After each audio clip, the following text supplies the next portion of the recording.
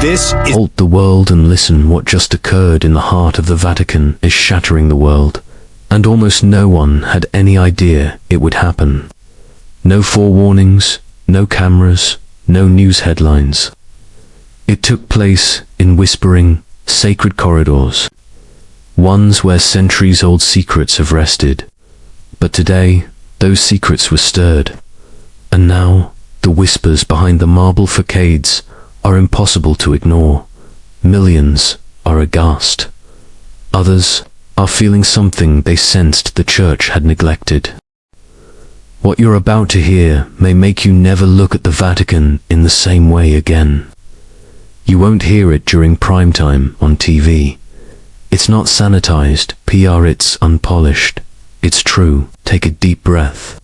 4 hours ago, Pope Leo XIV, a humble man most people knew best for his humility and soft shoes in the garden, did something that shattered the ancient order like lightning through glass. He eliminated 6 of the Church's most powerful leaders from office with a single stroke. New drama, new outrage, just the soft stroke of a pen. And with that single move, centuries of impenetrable hierarchy started to crumble. These were not just any cardinals. They were the pillars, the power brokers, the guardians of the Vatican's worldly power. And now they're gone. Their offices are quiet, their grasp gone. No error. This is not a reshuffle. This is an earthquake, spiritual. The Vatican, the longest enduring institution on the earth, is shaking at its foundations. To have any idea how seismic this is, you need to know who these 6 men were. Each was a cog in a machine that ruled not just faith, but finance, diplomacy, doctrine, media, succession, and worldwide reach. The first was Cardinal Rocco Bellarmine, Vatican's financial genius, God's banker. He controlled the secret veins of the Church's enormous wealth. Millions obeyed his whisper. He wasn't just guarding money, he was guarding secrets. But Pope Leo, a man brought up without wealth, sees no holiness in hidden gold. He never believed that power validates faith. And with a single stroke of his pen, he brought the era of religious opulence to its knees. The message was straightforward. You can't worship God and mammon. And Leo simply chose his side. And then there was Cardinal Alistair Finchter, Church's behind-the-scenes diplomat. 5 languages spoken, master of the backroom deal. He walked the world stage like a chess grandmaster. Presidents recognized his name. Prime ministers feared his calls. He was the man behind the curtain. But Leo has pulled back that curtain. By killing Finch, he's saying to the world, the Church is not a puppet master. It's a house of prayer. No more power games. No more politics disguised as piety.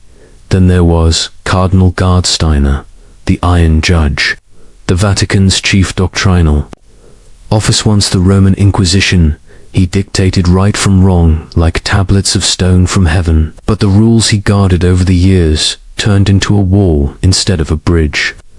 Pope Leo, who spent his life among the poor, knows that mercy is not weakness, it's strength. And of course, the wall fell. Leo is opting for hearts over laws, people over policy. Cardinal Javier Mendoza was manipulating the voice of the Church. He wasn't a preacher.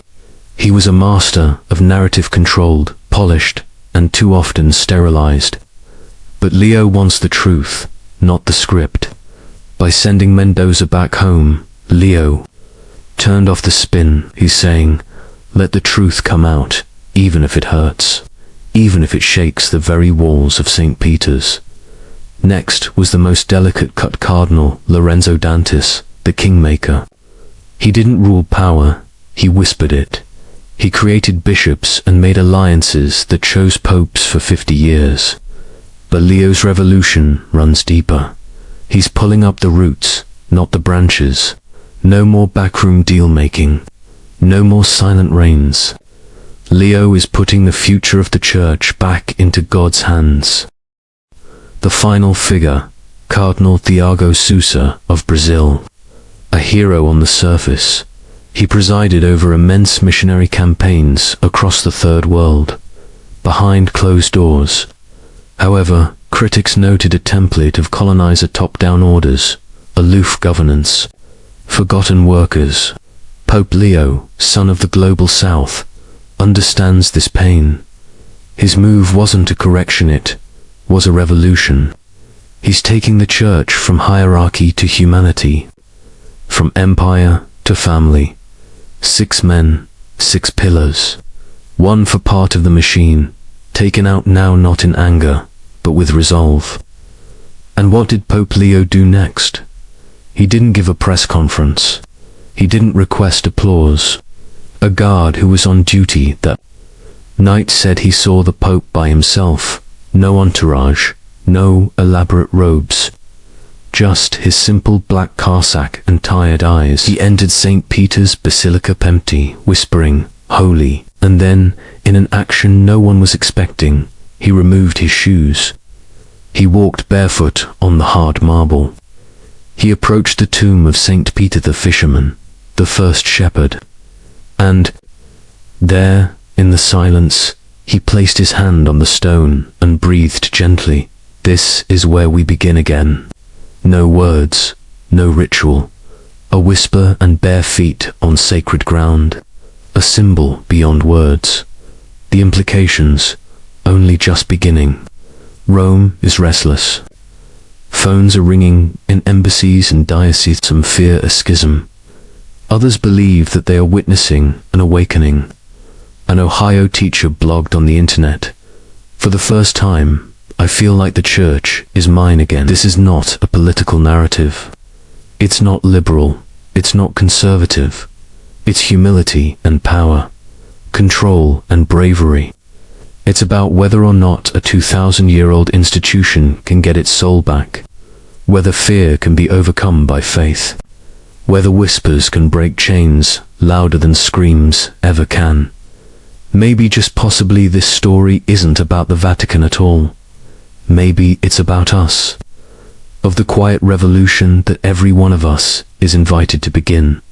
In our homes, in our hearts, in our faith. An invitation to recall that even the heaviest doors, even the most ancient buildings, can be pushed open. That you, too, can take off your shoes and start again.